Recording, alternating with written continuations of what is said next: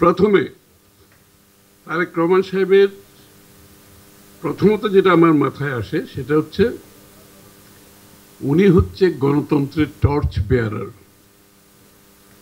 Very important. উনি গণতন্ত্রের বাতি ঘর।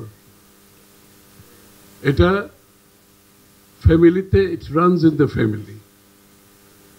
গণতন্ত্রের, বহুদলীয় গণতন্ত্রের প্রথম উদ্যোক্তা যিনি প্রবর্তন করেছেন জিয়া রহমান সাহেব, সবাই জানি আমরা। এরপরে গণতন্ত্রের জন্য এককভাবে শুরু থেকে শেষ পর্যন্ত দীর্ঘ লড়াই করেছেন জনাব বেগম খালেদা জিয়া। স্বৈরাচার বিরোধী আন্দোলন কোনো কম্প্রোমাইজ করে না, যে জন্য আপসহীন নেত্রী হয়েছেন গণতন্ত্রের জন্য। তার পরবর্তীতে গত 15, 16, 17 বছর বেগম খালেদা জিয়া, তার পরবর্তীতে জনাব তারেক রহমান সেই গণতন্ত্র রক্ষার দায়িত্ব পালন করছেন। এই মুহূর্তে বাংলাদেশের যত নেতা আছে, যত নেতৃত্ব যারা দিচ্ছেন, তার মধ্যে আমাকে বলতে হবে পরিষ্কারভাবে, he is the torch bearer of democracy. এবং কোনো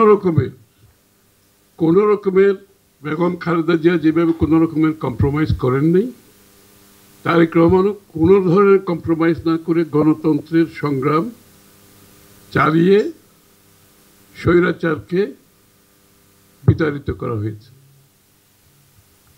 সেখানে শেষ নয়, এখনো সত্যিকার অর্থে গণতন্ত্রকে প্রাতিষ্ঠানিক রূপ দেওয়ার জন্য যে পদক্ষেপগুলো নেওয়া দরকার, তারেক রহমান সাহেব পাবলিক ডোমেইনে, প্রাইভেটলি দলের মধ্যে যারা কাজ করছে নিশ্চিত করছেন যে গণতন্ত্রকে প্রাতিষ্ঠানিক রূপের মাধ্যমে আগামীর বাংলাদেশ গড়া সম্ভব।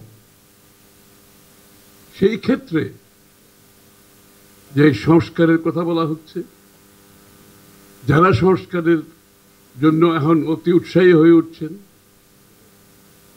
সকলের জানা উচিত, অবগত থাকা উচিত, এই উদ্যোগ দেশনেত্রী বেগম খালেদা জিয়া ভিশন 2030 মাধ্যমে নিয়েছেন 2016 সালে। এবং সেটা বাংলাদেশ, হাসিনা পরবর্তী বাংলাদেশ কি হবে, কি করতে হবে, সেটাকে মাথায় রেখে করেছে। এবং এটাকে যদি ভিশন বলা না হয়, কাকে ভিশন বলবেন আপনি? হাসিনা পরবর্তী কি হবে বাংলাদেশ, কি দরকার হবে, ওইখানে বলা আছে।